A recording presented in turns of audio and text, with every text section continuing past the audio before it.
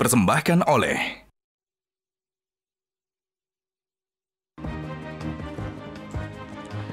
Pemirsa, pemerintah memberikan izin usaha pertambangan khusus kepada organisasi masyarakat berbasis keagamaan. Pemerintah berdalih IUPK diberikan agar ormas keagamaan memiliki kemandirian secara ekonomi. Keputusan ini sontak menuai polemik di masyarakat dari sekian banyak ormas keagamaan baru Nadatul Ulama yang tegas menyambut positif peraturan pemerintah nomor 25 tahun 2024 ini. Sementara beberapa ormas keagamaan lain mengaku tidak punya kompetensi profesional untuk mengelola tambang. Benarkah izin tambang yang diberikan pemerintah adalah wujud politik balas budi? Apakah akan lebih banyak manfaat atau mudorot dari kebijakan ini? Inilah kontroversi selengkapnya hadiah tambang buat ormas agama. Bersama saya Zilvia Iskandar.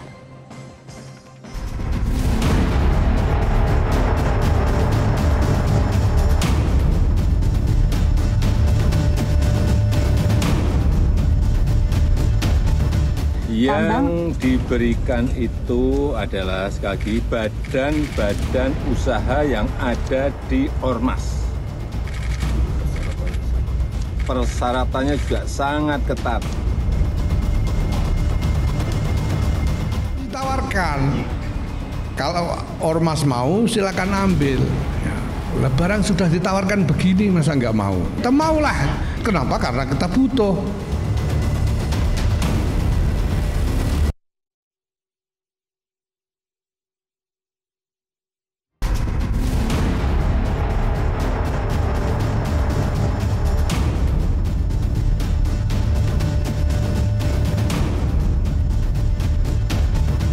Yang diberikan itu adalah sekali lagi badan-badan usaha yang ada di ormas.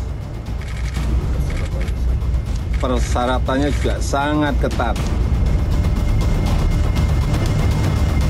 Ditawarkan, kalau ormas mau silakan ambil. Ya, barang sudah ditawarkan begini masa nggak mau? Kita maulah. Kenapa? Karena kita butuh. Saya mengapresiasi inisiatif Presiden untuk memberikan izin usaha pertambangan kepada organisasi keagamaan. Perlu juga diperhatikan agar organisasi keagamaan itu tidak melupakan tugas pokoknya, yakni memberdayakan umat, membina umat. Jangan sampai organisasi keagamaan disibukkan oleh rupa-rupa bisnis dan sebagainya yang semacam itu sehingga terlupa tugas utamanya. Muhammadiyah tentu sekali lagi kami sampaikan belum menerima tawaran resmi dari pemerintah. Seandainya nanti diberikan kesempatan untuk memiliki izin usaha pertambangan itu, kami akan mengkaji secara seksama.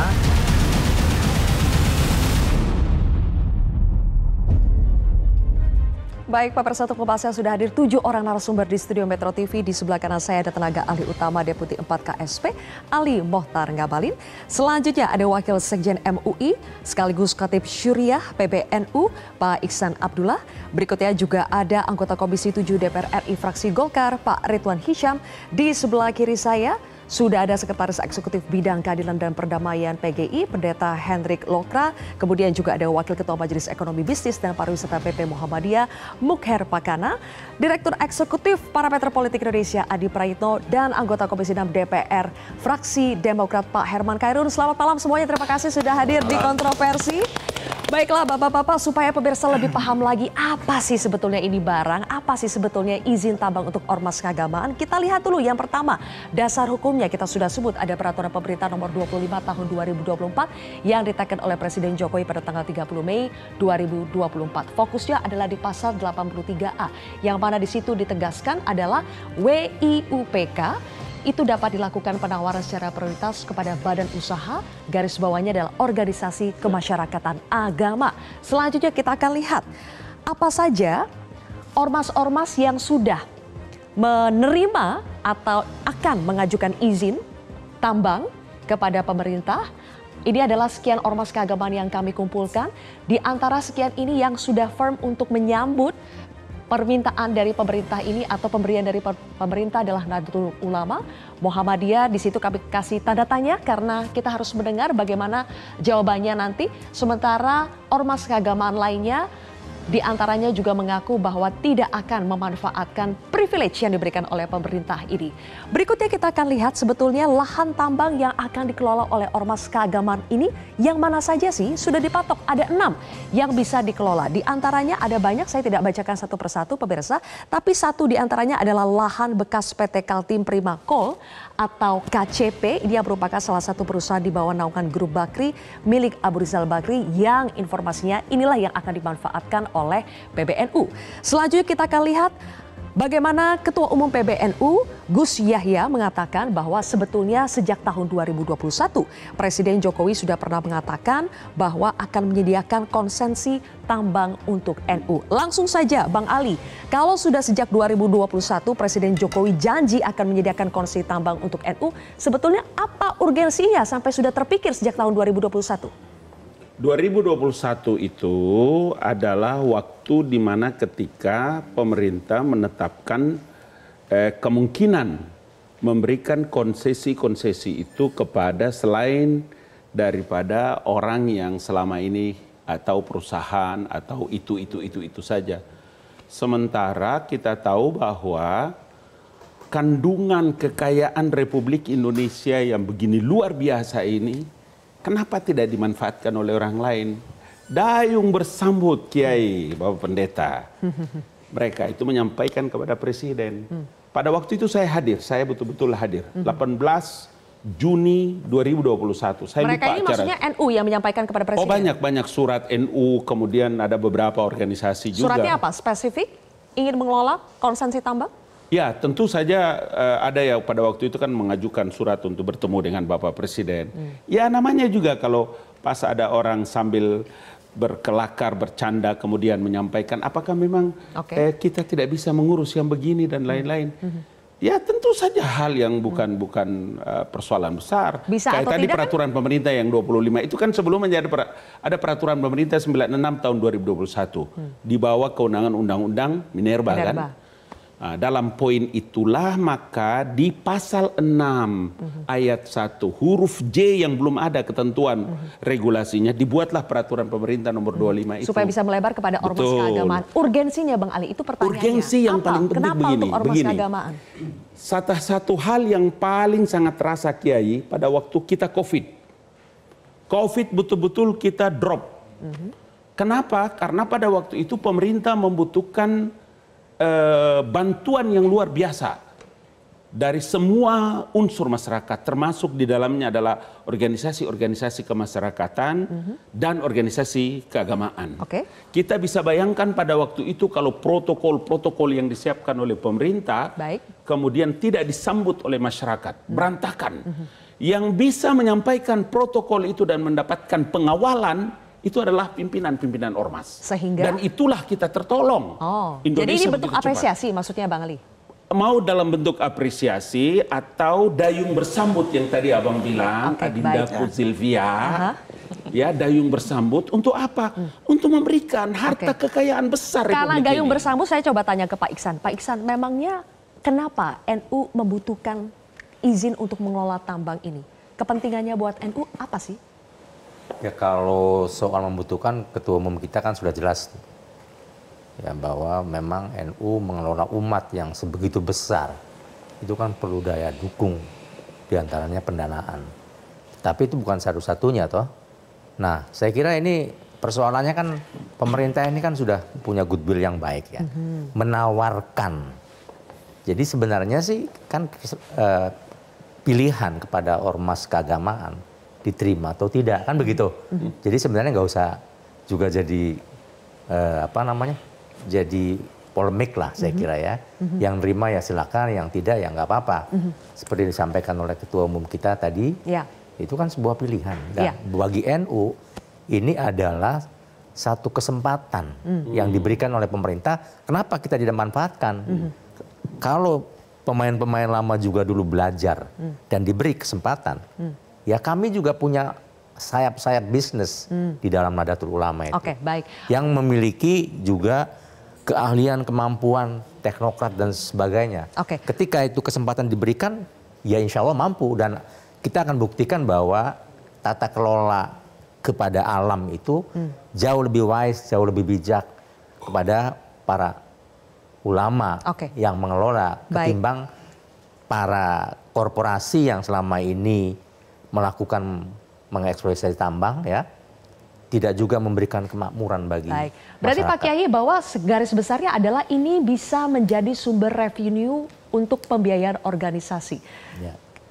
Ini adalah yang kepentingan utama NU, kenapa akhirnya langsung menyambut izin tambang yang diberikan oleh pemerintah ini? Ya diantaranya. Diantaranya. Kan begitu. Oke. Jadi kan selama ini yang namanya PBNU itu kan pendanaannya kan diperoleh dari pendanaan sendiri, dari anggotanya sendiri. Kapan bisa bersaing dengan segala macam persoalan, ya toh?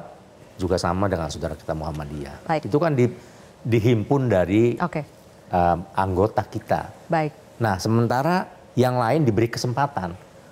Itu kan sama dengan orang yang lari sprint dengan orang yang lari maraton.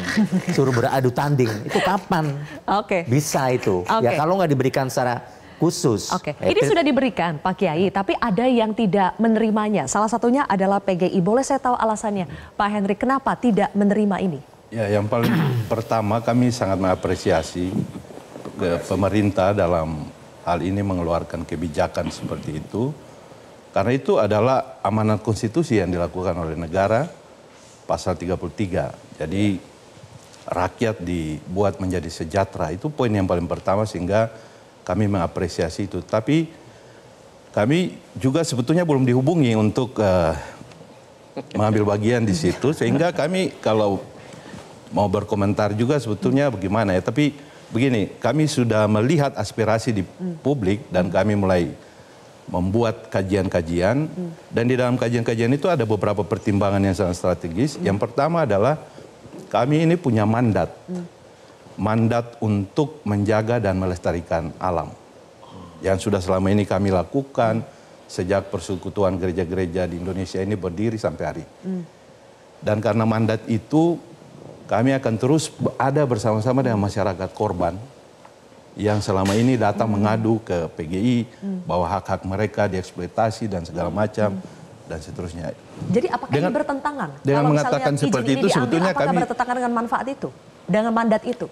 Mandat itu kalau kami ambil berarti tentu akan bertentangan dengan secara etis, secara moral. Tapi yang berikut kami juga sebetulnya mendukung kebijakan pemerintah untuk green growth dan green economy. Di mana pengurangan emisi karbon dan energi fosil diganti dengan energi terbarukan. Dan karena itu kami melihat bahwa selama ini hal itu belum dilakukan secara maksimal. Sehingga kami pikir ada baiknya itu di... Pak Hendrik, meski tadi dikatakan belum dihubungi oleh pemerintah, tapi kalaupun dihubungi, apakah sikapnya sudah firm, tidak akan menerima? Sampai hari ini kami dalam posisi belum akan mengajukan karena kami tidak diminta untuk belum akan mengajukan dan itu bertentangan. Ya. Ini poin ini di Perpu itu memang pemerintah diberikan kewenangan, pemerintah pusat diberikan kewenangan untuk memberikan prioritas. Mendapatkan wilayah izin usaha pertambangan. Tetapi dalam teknisnya adalah pengajuan, meminta atau apa istilahnya, mengajukan permohonan. Ini saya ingin menghargai ini karena ini adalah sifat kehati-hatian mandat organisasi. Baik, Mas Adi, saya ke Anda lagi. Sekarang. Mas Adi tadi Bang Ali mengatakan bahwa ini seperti gayung bersambut dari pemerintahnya ingin memberikan dan dari sejumlah ormas keagamaan itu ada kebutuhan. Benarkah ini sebatas gayung bersambut atau ada kepentingan lainnya? Ada yang bergayung sambut sebagian dan sebagian lainnya tidak. Ini contohnya kan ada yang menolak. Ada yang kemudian wait and see seperti kawan-kawan. Pertama belum menolak, pernyataan di medianya menolak, Bang. Nggak perlu diamplifikasi. Tapi malam ini tidak perlu kan diserahkan. Malam ini tidak begitu pengertian. Menolak. Dia ada sifat kehati-hatian yang kita harus hormati dan hargai. Nah, sebelumnya menolak. Malam ini kita dengar tidak begitu. Semoga media juga merevisi. Tapi kalau saya tangkap pernyataan Pak Pendeta ini, itu menolak sebenarnya, Bang. Ini soal bagaimana green ekologi dan seterusnya. Enggak, yang saya katakan sebenarnya begini, kalau soal konsesi tambang, saya kira diberikan kepada siapapun nggak soal. Ini kan untuk menciptakan keadilan. Tapi kan yang kemudian menjadi tanda tanya, soal pertambangan ini kan high cost ya, high tech. Yang saya kira tidak semua orang, tidak semua ormas itu mampu akan mengelola ini dengan baik. Itu butuh dana yang cukup luar biasa, butuh keahlian khusus. Selama ini yang kita tahu, ormas ini kan tidak ngurus terkait dengan pertambangan, tidak ngurus tentang batu bara, orang tidak ngurus tentang nikel dan seterusnya. Orang tahunya organisasi keagamaan itu adalah bagaimana mengangsituasi para jamaahnya masuk surga. Udah itu aja, Silvi. Tidak kemudian bicara tentang bagaimana mengelola kekayaan kita dan seterusnya. Nah, ini yang sepertinya kenapa kemudian membuat ini perdebatan panjang, Bang. Alih-alih misalnya untuk mendistribusikan keadilan, tapi kalau diberikan kepada ormas yang memang tidak punya portofolio, tidak punya skill, ini kan ibarat keluar dari mulut buaya masuk ke mulut macan, kan begitu ceritanya, Bang. Keluar dari mulut buaya masuk ke mulut macan. Betul, kan selama ini memang ada tuduhan bahwa memang izin usaha pertambangan ini kan gagal, nggak produktif. Sehingga kemudian diambil alih oleh pemerintah, diberikan ke ormas. Kan pertanyaannya adalah, supaya pertambangan itu jalan, kenapa nggak disubsidi, kenapa nggak disuplai, kenapa tidak distimulus, kenapa kemudian berspekulasi diberikan kepada ormas yang selama ini nggak punya pengalaman. Yang sudah punya pengalaman saja bermasalah, tapi ini diberikan kepada yang belum berpengalaman. Kan itu pertanyaannya. Jawabannya apa itu, Pak Ridwan? Kenapa bisa begitu? Jadi gini, ini menjadi kontroversi karena seperti judul program tadi ini. Karena memang di-blow up oleh pers. Kok jadi salah pers? Bukan, sebentar. Ini saya pernah mengalami situasi seperti ini pada era reformasi tahun 98-99. Pada waktu Pak Harto lengser, Pak Habibie muncul jadi presiden. Pak Habibie memberikan kepada pondok-pondok pesantren HPH, belum ada IUP waktu itu, hak penguasaan hutan. Kebetulan saya bendahara umum Majelis Pemberdayaan Pondok Pesantren Indonesia. Ketua umumnya almarhum Syekh Asad Umar, Pak Yai, Darul Ulum Jombang. Saya bendahara umumnya. Oleh Menteri Kehutanan Perkebunan pada itu Muslimin Nasution meminta MPPI melakukan verifikasi kepada pondok-pondok pesantren. Nah, kita kasih. Tidak ada masalah, tidak ada ribut. Sudah pernah dilakukan berarti sudah pernah dilakukan oleh Pak Habibie pada zaman Habibie. Kenapa waktu itu dilakukan? Karena tadi seperti Pak Kiai kita ini dari KSP mengatakan situasi waktu sekarang ini kan COVID. Pada waktu itu terjadi 98 itu. Reformasi, tapi kan ekonomi kan tinggi, banyak kesusahan. Nah, masyarakat yang paling terkena, masyarakat bawah, yaitu Sehingga untuk menjawab pertanyaan soal kompetensi, bagaimana Pak Ridwan? Boleh dijawab nanti Pak Ridwan, kita sambung lagi pertanyaan soal kompetensi. Saya juga nanti akan ke Pak Ridwan, kemudian Pak Muhair dan juga Pak Herman yang belum berbicara di segmen selanjutnya, pemirsa, sesaat lagi.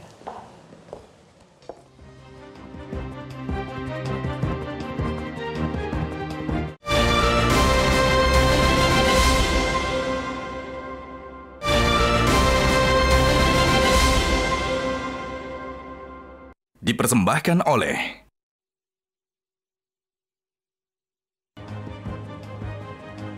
Sebelum kita mengulas lebih jauh soal apakah ormas keagamaan memiliki kompetensi untuk mengelola tambang atau tidak, kami juga ingin mendengar bagaimana sebetulnya sikap dari Muhammadiyah. Apakah sudah memutuskan akhirnya, Pak Muhair?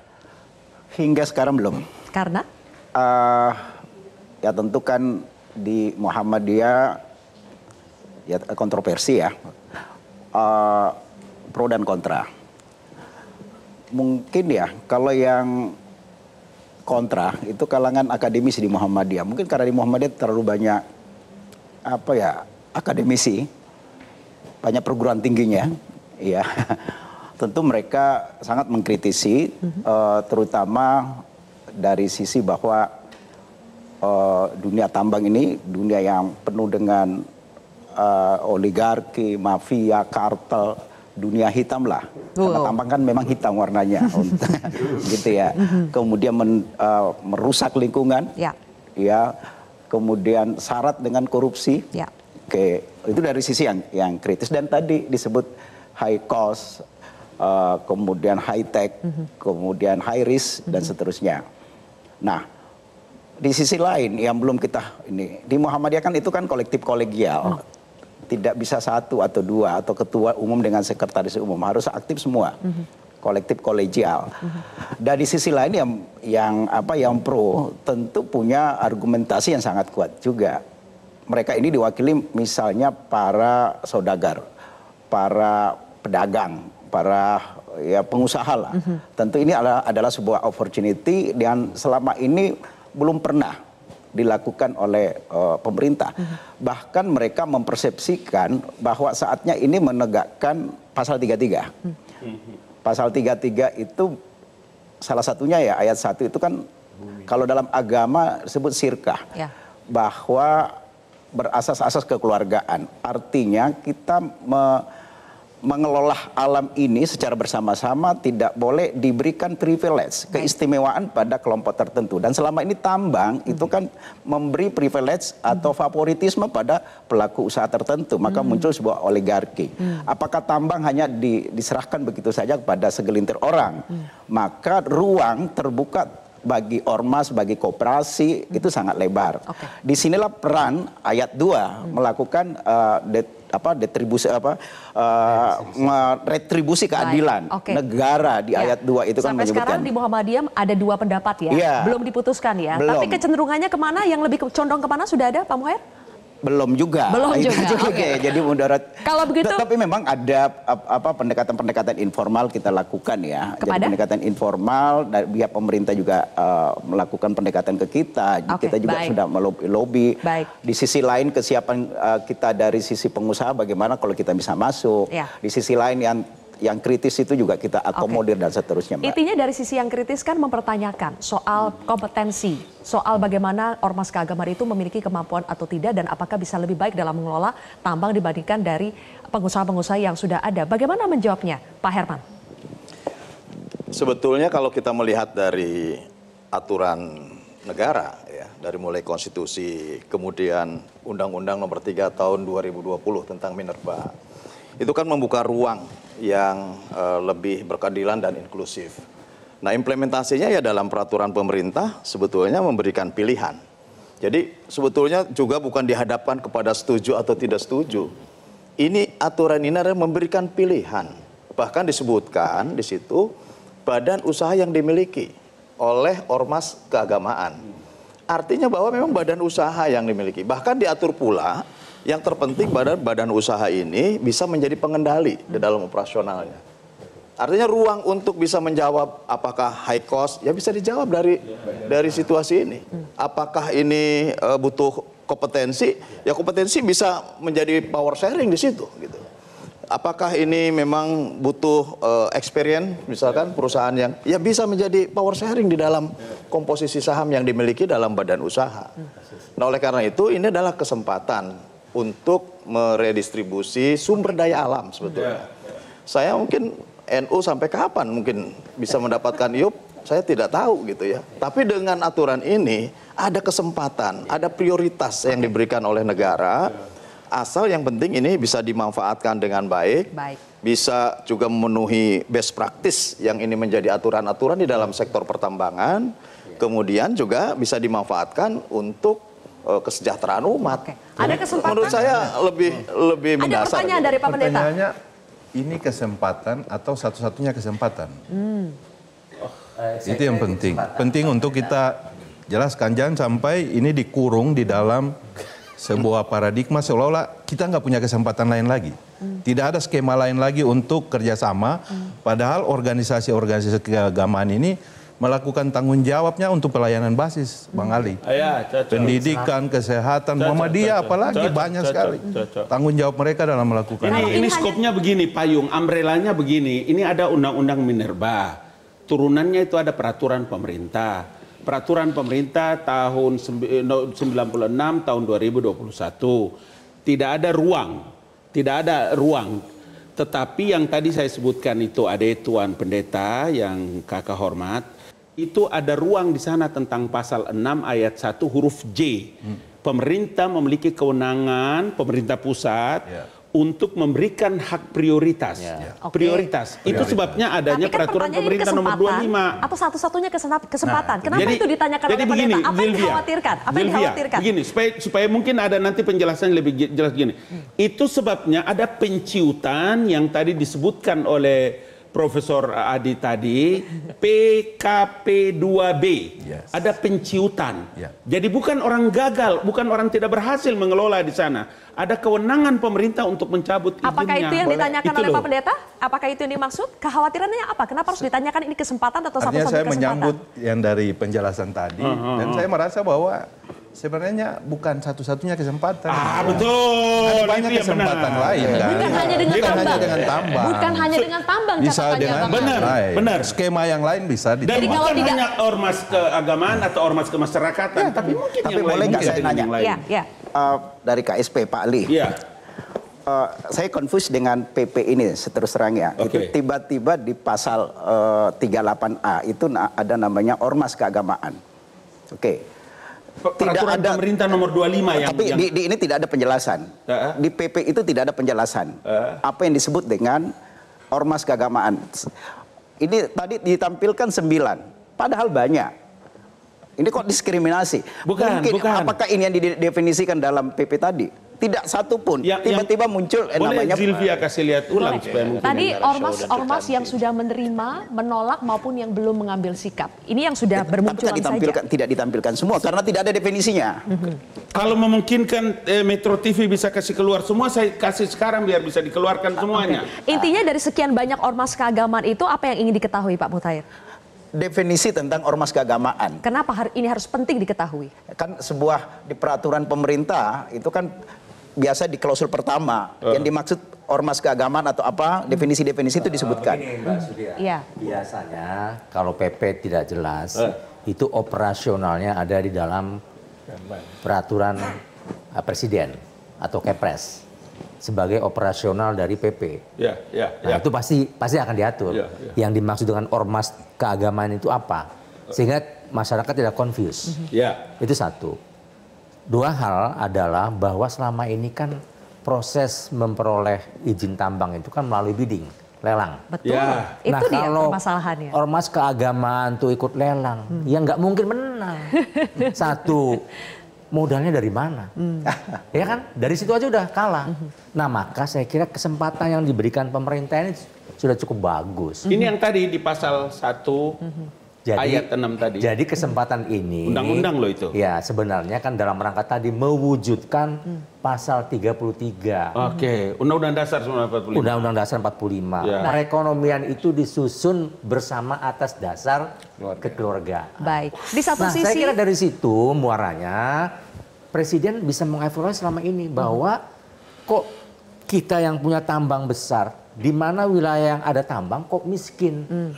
Nah ini kan satu evaluasi. Saya kira benar ya, dari Muhammadiyah juga ini harus diperhatikan nanti Pak Ngabalin.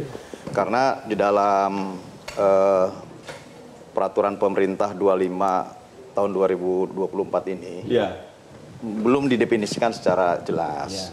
Nah oleh karena itu sebetulnya di dalam pasal 83A itu, pasal 83A ayat 7, hal-hal yang belum tercantum di dalam peraturan pemerintah ini, maka akan diatur di dalam peraturan presiden. Nah nanti di dalam peraturan presidennya coba lebih diperjelas kembali. Itu catatannya ya Bang Ali, tapi saya ingin nanti membahas. Jangan lama-lama. Jangan lama-lama kata Mas Adi. Mas Adi dan juga Pak Irwan. Dari sini langsung diskusi kita. Ada masalah soal bagaimana di satu sisi ini dianggap privilege untuk ormas keagamaan, tapi di satu sisi dianggap ini melanggar Undang-Undang Minerba karena tanpa proses lelang. Saya ingin tanya kepada Pak Irwan dan juga Mas Adi nanti, usai jeda pemirsa, saat lagi.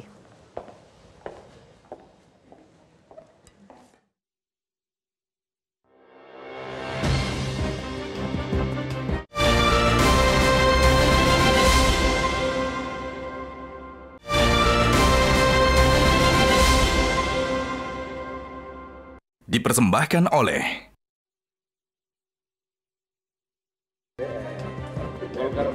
Baik, kembali lagi di kontroversi pemirsa. Pak Ridwan, tadi pertanyaan saya sebelum jeda adalah ada pendapat soal Undang-Undang Minerba ternyata katanya dilanggar dengan adanya PP ini, benar tidak? Karena tidak ada proses lelang dalam penunjukan ini. Ya, jadi gini, kebetulan saya ini ketua pansus Undang-Undang Minerba.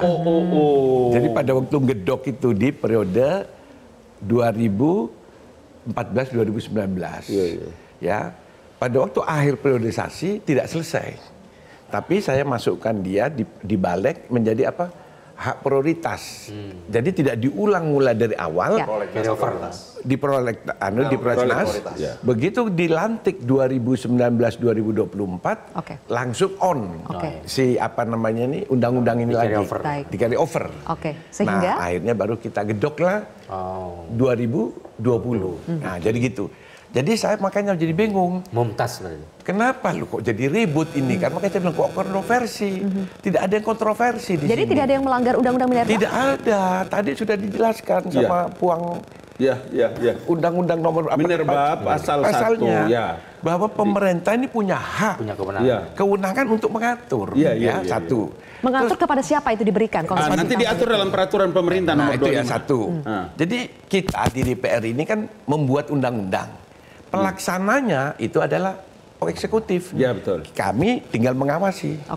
Nah, kalau pemerintah mau kasih kepada si A, si B, itu haknya pemerintah. Asalkan pada waktu memberinya jangan ngawur. Orang yang ngawur itu orang Surabaya bilangnya ngawur. Orang yang tidak ngerti bagian apa dia bagian namanya peternakan disuruh ngurus tambang, nggak bisa. Nah, terus lo kenapa kok pada pemerintah kepada lembaga? Pemerintah apa namanya? Itu kan disebutkan badan usaha yang dimiliki oleh ormas keagamaan. Itu haknya pemerintah.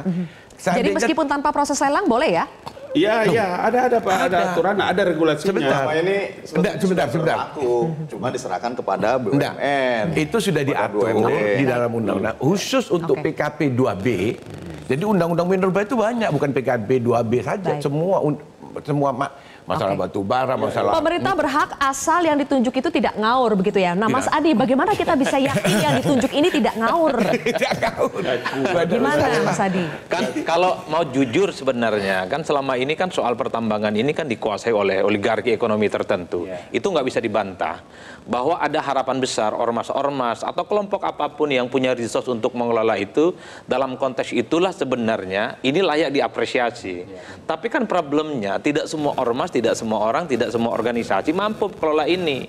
Jadi butuh ekspertis yang sebenarnya tidak main-main.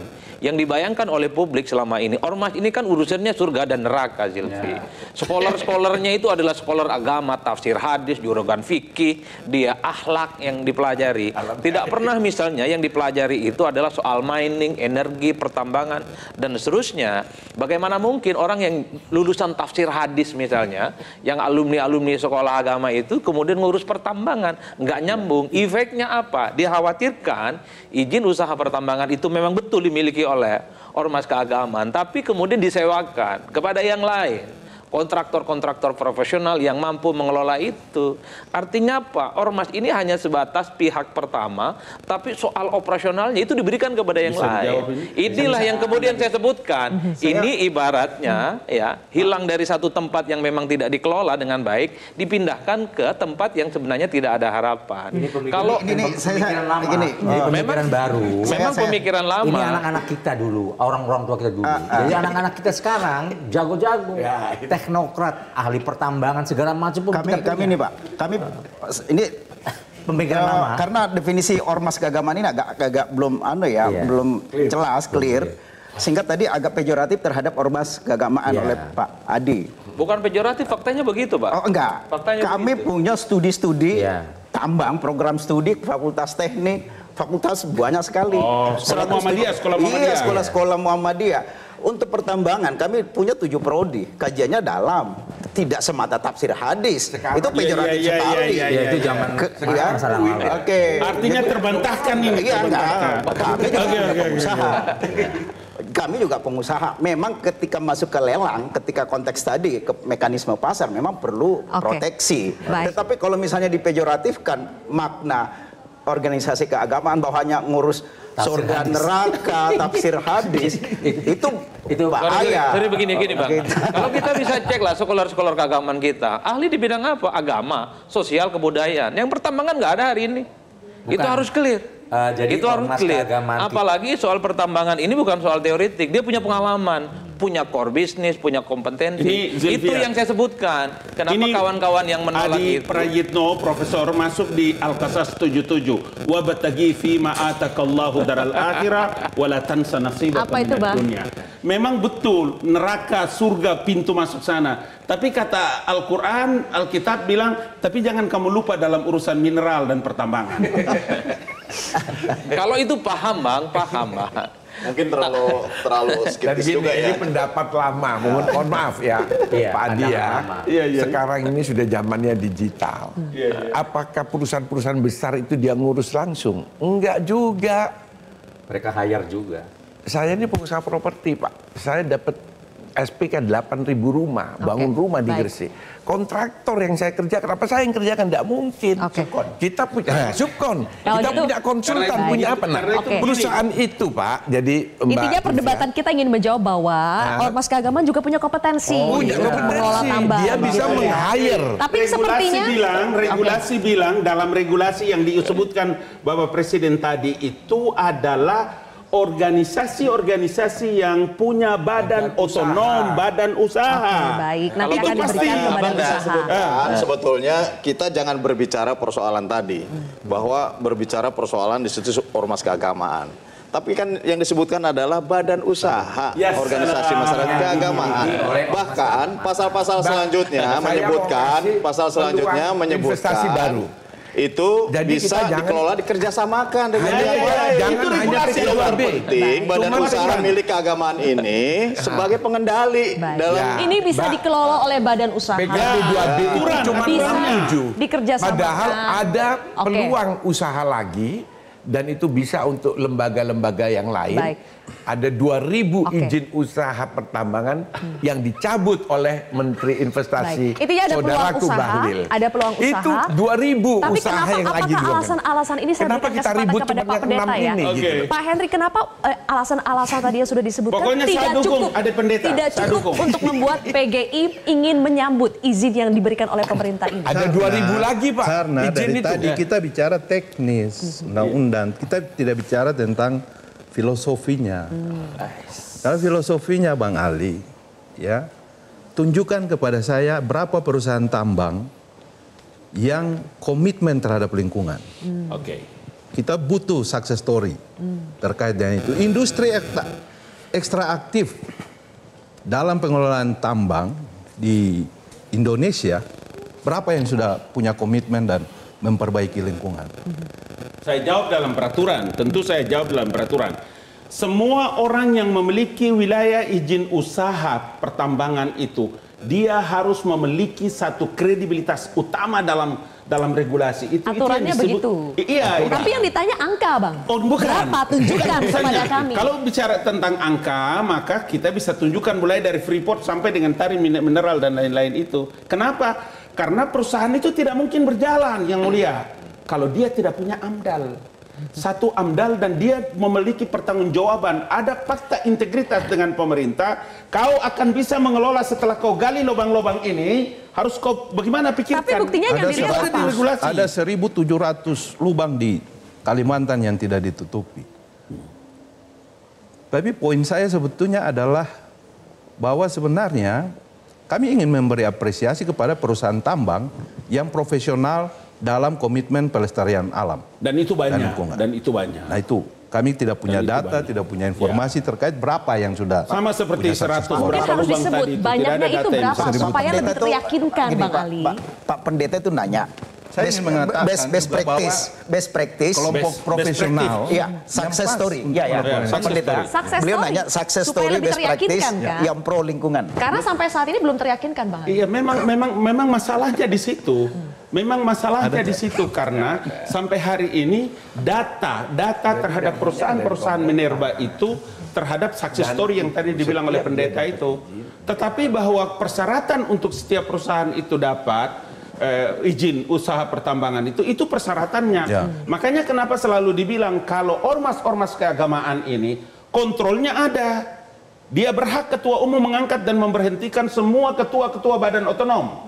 Dia berhak mengangkat dan memberhentikan semua badan-badan usaha organisasi itu. Kalau sebentar dia melanggar terhadap fakta integritas dengan negara. Itu loh. Saya dua hal, Silvi. Catatan tambang konflik dengan masyarakat adat itu kan banyak. Jatam lah. Salah satunya yang sering didistribusikan. Itu kan fakta-fakta memang dalam banyak hal soal pertambangan itu memang tidak terlampau ramah terhadap lingkungan dan masyarakat adat. Kita tidak bisa menutupi itu. Nah, yang paling penting sih sebenarnya bagi saya adalah soal pertambangan itu. Kenapa sih undang-undangnya harus pakai ormas?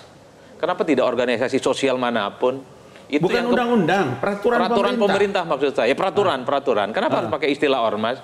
Kenapa tidak disebut kepada siapapun yang memiliki badan usaha? Itu kan saya kira lebih general. Kenapa disebut? Sudah ada. Nah, itu tidak umum. Ini kan khusus. Nah, ini maksud saya artinya yang dinilai punya jasa, Pak. Peraturan, yang dinilai punya jasa boleh mengajukan tapi lewat lelang. Kalau itu iya, ini yang dianggap punya jasa khusus terkait dengan negara dan bangsa ini hanya ormas, yang tidak ormas tidak. Itu kan diskriminatif juga. Hilangkan aja kata ormasnya, tapi diberikan kepada siapapun anak bangsa yang juga punya tekad untuk menggembongkan ekonomi mereka. Kalau ini kan ada privilege selama ini bahwa ormas lah yang kemudian seakan-akan berjasa untuk bangsa dan negara ini. Jadi Bang, selama ini memang kan seperti itu permainannya, dibuka untuk semua dan masuk melalui proses perusahaan badan usaha. Yang seperti ini kejadiannya atau empiris faktanya seperti ini. Ini merusak lingkungan lah segala macam. Nah, maka dibuka jalur khusus gitu loh. Jalur khusus. Ini maksudnya apa? Prioritas ini diberikan karena kalau disanding pemain lama, ya itu lagi. Gajah gigi besi sampai kiamat tidak bisa. Kiamat tidak bisa, maka diberikanlah jalur khusus atau hak privilege. Oke, apakah ini keadilan juga dalam rangka ormas keagamaan ikut andil di situ. Makanya kalau Ketua Umum kami Kiai Yahya Stakuf itu kan jelas. Sesuai dengan teks NU itu. Gambarnya bilang bola dunia, diikat dengan tambang, tagline-nya merawat jagat. Baik, apakah jalur khusus ini akan lebih banyak memberikan manfaat daripada mudarat? Kita akan bahas sesaat lagi pemirsa, sesaat.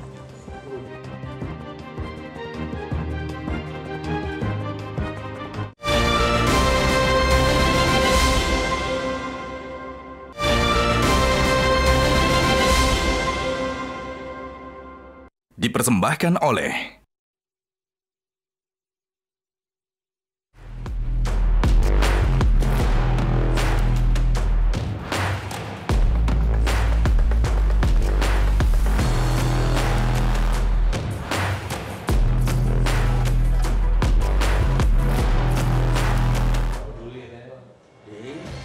Baik, untuk pertanyaan apakah izin kelola tambang untuk ormas agama adalah bentuk politik balas budi, tadi mayoritas mengatakan iya, pastinya ya, boleh dibukakan lagi teman-teman. Dan setujukah kamu ormas agama diberikan izin kelola tambang? Mayoritas menjawab tidak setuju, urusi umat saja. Oke, Pak Mohair, closing statement dari Anda. Jadi dengan adanya PP ini sebetulnya lebih banyak manfaatnya atau mudaratnya bagi Muhammadiyah? Sisi tertentu memang manfaat lebih banyak. Ini kesempatan ya bagi Muhammadiyah, saya kira ini juga kesempatan walaupun ada kontroversi yang luar biasa di tengah kita. Jadi kita tidak semata melihat bahwa dunia tambang itu, industri tambang itu jahat. Memang benar, faktanya seperti itu ya. Penuh oligarki, merusak lingkungan, menyedot air, dan tambang ini itu kan memerlukan banyak air, nyedot. Sehingga air asam tanah itu ya itu bisa merusak tanaman-tanaman di sekitarnya. Hanya persoalannya apakah ini dibiarkan terus-menerus? Apakah terjadi pembiaran? Apakah ormas keagamaan tutup mata? Di ruang ormas keagamaan ada namanya dakwah muamalah. Dakwah muamalah itu ya dakwah bilhal, menyelesaikan masalah tidak semata berkuar-kuar di luar. Itu dalam konteks kalau kita misalnya mau masuk ke dalam pendekatan maslahah, kemanfaatan. Oke, baik. kita tahu Pak Kiai selama ini ada banyak masalah yang terkait dengan tambang ini, warga sekitar yang yang merasakan dampaknya. Bagaimana nanti pengelolaan oleh Badan Usaha NU akan lebih baik dari yang sudah ada? Ya, jadi di NU itu kan ada juga sayap-sayap organisasi yang memang di bidang ekonomi keumatan. Nah, ini kesempatan dakwah juga bagi NU yang selama ini kan jadi penonton nih. Nah, dakwahnya apa? Adalah tadi untuk sustainable development, agar pemanfaatan lingkungan dan pemanfaatan kekayaan alam ini untuk kebaikan umat atau kemaslahatan umat. Yang selama ini kami dalam membangun keumatan ini kan juga membutuhkan berbagai macam pendanaan. Baik. Nah, jadi saya kira dukungan-dukungan dari sektor pertambangan yang diberikan ini ya otomatis kami akan sambut dengan baik. Dan ini sebagai wujud tadi ikut serta dalam melaksanakan amanat konstitusi tadi. Baik. Pasal 33. Bagaimana supaya ini bisa dijalankan dengan good governance, pengawasan dari pemerintah dan DPR, bagaimana itu Pak Ridwan? Itu sudah kami sampaikan kepada pemerintah dalam ini Menteri ESDM di beberapa raker, dan 2 hari yang lalu kita masih raker dengan Menteri. Rekomendasi Komisi 7 adalah membentuk Dirjen Gakum, Dirjen Penegakan Hukum. Pada saat Kementerian di Komisi 4 lingkungan hidup belum ada Dirjen Gakumnya, kehutanan itu sembraut aku. Begitu ada Dirjen Gakum, selesai masalah kehutanan. Nah, sekarang itu harus selesai. Kenapa kok ini tadi ada mafia? Karena yang bermain, mohon maaf, oknum, yaitu orang-orang yang tidak ngerti tambang. Oknum-oknum itu masuk di situ, saling peras memeras, terjadilah yang namanya mafia-mafia. Tapi kalau itu ditutup, bahwa itu adalah Kementerian ESDM, dia yang bertanggung jawab, dia yang menyelesaikan penegakan hukumnya, selesai. Tidak usah masuk yang namanya polisi, tidak usah masuk yang namanya kejaksaan, tidak usah masuk yang namanya tentara di situ. Selesaikan itu, tidak ada akan terjadi. Itu terbukti, yaitu di Kementerian Lingkungan Hidup dan Kehutanan, itu clear sekarang. Makanya kami rekomendasi, tapi sampai hari ini sudah 2 tahun kita usulkan kepada pemerintah, tidak dilaksanakan. Ada apa? Nah, saya khawatir mafianya lebih kuat daripada anggota DPR yang melakukan fungsi pengawasan di Komisi 7. Faktanya memang kita masih merasakan ada memang, dan kami juga merasakan itu. Jadi apa yang bisa menjamin bahwa kali ini akan berbeda, Pak Herman? Ya, tentu instrumen pengawasan ini kan semakin kesini semakin terbuka ya. Bahkan publik sekarang juga bisa mengawasi. Dan urgensi dari memberikan prioritas kepada lembaga keagamaan atau ormas keagamaan ini kan sebetulnya kita dapat melihat bagaimanapun kita kemanapun pergi, itu kan sangat vital. Lembaga ormas keagamaan ini juga vital untuk membina keumatan, membina masyarakat, membina sumber daya manusia. Nah, ini adalah ruang yang cukup untuk bisa melaksanakan kegiatan yang out of the box lah. Kalau tadi dikatakan terlalu berada di sisi ini, ya ini lebih ada ruang yang cukup untuk bisa kita melakukan peningkatan kapasitas di bidang itu. Kembali lagi, ruang ini akan lebih banyak manfaatnya. Pengawasan, saya kira pengawasan di bidang pertambangan ini sekarang semakin kuat. Oke, Pak Herman, baik. Dan kalau kemudian nanti Komisi 7 mengusulkan pengawasan di bidang pertambangan, kami juga di Komisi 6 kita di sini, Pak Bahlil baik, Pak Herman. Kita di sini mendengar ada pengawasan, nanti akan ada penegakan hukum. Kalau sudah begitu, Pak Pendeta, apakah tidak lebih banyak manfaatnya ketimbang mudaratnya? Kita dari tadi bicara tentang kalau kita terima konsesi, izin usaha, dan seterusnya, itu kita akan mensejahterakan masyarakat. Bagi kami PGI, tolonglah perhatikan masyarakat adat. Selama ini mereka jadi korban. Apakah sebuah izin usaha pertambangan bisa melakukan pelibatan masyarakat, partisipasi, dan sungguh-sungguh hak-hak mereka tidak didiskriminasi? Saya masuk langsung bahwa di dalam undang-undang minerba sudah kita atur. Undang-undang boleh atur, tapi faktanya memang belum dijalankan. Selalu mereka yang menjadi korban. Setiap hari kami terima, jadi Pak, kita kasih namanya laporan-laporan seperti itu. Ada korban masyarakat usaha pertambangan rakyat, Kalimantan, lain-lain, semua datang. Ya memang itu belum dijalankan. Kami selalu minta pemerintah izin usaha pertambangan rakyat dijalankan. Banyak untuk yang belum dijalankan, Bang Ali. Iya, tidak apa-apa karena namanya juga orang hidup di alam terbuka. Tidak bisa di tidak negara apa-apa, ini sudah banyak korbannya Bang Ali. Tidak saja ke PGI, ke kantor staf presiden itu kalau diurut datanya ditarik. Kami tahu. Tapi kan jangan juga karena 10 tahun Presiden Joko Widodo datang kemudian mau membersihkan ini semua semraut yang selama ini terjadi. Please tolong. Artinya bahwa dalam sepanjang sejarah Republik Indonesia baru nanti pada periode Presiden Joko Widodo kebijakan-kebijakan seperti ini terjadi yang bisa dirasakan pro kontranya is okay. Tapi nanti orang akan menilai manfaat tidak. Tadi Zilvia manfaat dan mudaratnya. 5-10 tahun akan datang. Yang akan merasakan nanti di pemerintahan Prabowo Gibran kita masih akan tunggu lama nih Mas Adi. Manfaatnya. Pasti lama lah, karena kan bicara tentang pertambangan itu nggak bisa simsalabim, butuh proses yang cukup panjang. Tapi saya ingin komentar 2 hal, Zilvi. Pertama, soal izin pertambangan ini tentu dilematis. Ini kan sebenarnya satu sisi memberikan kemudahan kepada sektor-sektor lain di luar oligarki yang selama ini berkuasa, yang menguasai pertambangan, kepada siapapun untuk mengelola ini. Terutama yang disebut dengan prioritas ormas itu ya. Tapi pada saat yang bersamaan, dia khawatirkan umat bahwa yang selama ini memang harus difikirkan bagaimana moralitas mereka, akhirat mereka. Ini justru jauh lebih sibuk bicara tentang ekonomi dan bisnisnya ketimbang ngurus umat. Khawatirnya di situ. Nah, yang kedua, saya kira definisi ormas yang prioritas itu harus direvisi, Bang, kalau bisa, Bang. Mumpung ada waktu 6 bulan lah. Jadi yang prioritas itu bukan hanya ormas, tapi organisasi-organisasi apapun, pemuda, mahasiswa, organisasi lokal, selama dia punya izin usaha, punya sayap organisasi yang bidang ekonomi, saya kira juga punya hak untuk diberikan prioritas. Besok-besok ada HMI, PMII, IMF. Saya kira juga punya alumni HMI, alumni PMI. Boleh kita berikan tepuk tangan diskusi kita pada malam hari ini. Terima kasih atas masukannya Bapak-bapak, terima kasih sudah ada bersama kami di kontroversi malam hari ini. Sayang sekali waktu kita sudah habis. Terima kasih sudah menyaksikan kontroversi. Saya Zilvia Iskandar pamit undur diri. Sampai jumpa.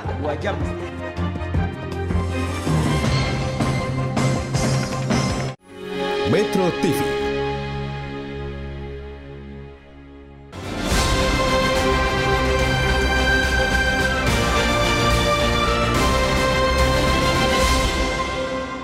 Jelajahi cara baru mendapatkan informasi. Download Metro TV Extend sekarang.